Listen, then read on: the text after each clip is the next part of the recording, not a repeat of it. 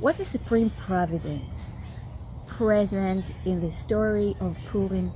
I mean, the name of God is not mentioned even once in the entire Megillah. What we do see is so many characters, and it's hard to see the connection between those characters, and there are so many small plots.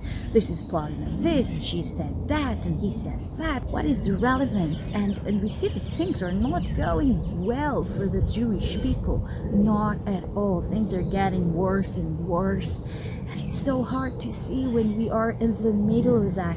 How are things going to be better? Where is the supreme providence, Hashgacha Elionah, in the entire story? What is happening? Where is it?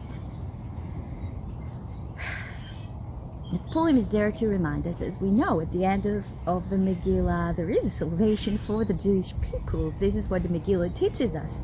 Yemima reminds us that Purim is there to remind us every year that there is a salvation for the Jewish people. Throughout the history, there is always a salvation. There is always the supreme providence is always present, even when we can't see it, because when we are in the middle of what is happening today, after October 7th, the deeds that happened on October 7th, and all the war that is going on since, it's so hard to see. Where is the supreme providence? What is going on here? When we are in the middle of a story, it can happen in our private life too. I mean, in the middle of a very challenging situation, and it's so hard to see where will the salvation come from? How will that get better?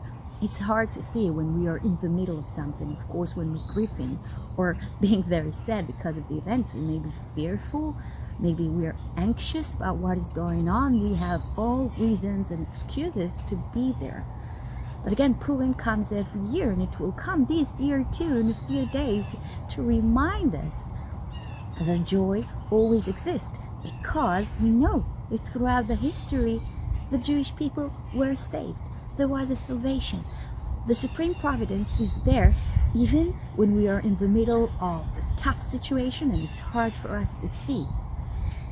So in Purim, even in the middle of war, we should wear a costume.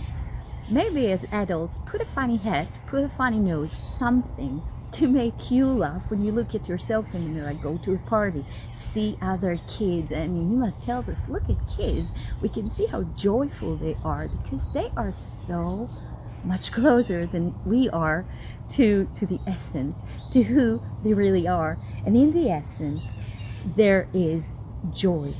Joy is a part of life, the same way that sadness and grief is a part of life. And when we have challenging situations, if we will go down only to the grief and to the sadness, we won't be able to understand. We won't be able to see the salvation, even when it comes. This is why we need to put the small moments of joy. And Purim is there. It's there to remind us there is always, always salvation for Am Yisrael.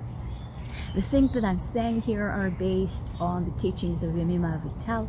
If you want to join a full class of the Yemima learning and to learn more about it, please contact me. And please have a happy Purim, even though it's not easy with everything that is happening. To remember, even when we don't see God in the small events, God is always there, and there is always, always a salvation for Am Yisrael. Happy Purim.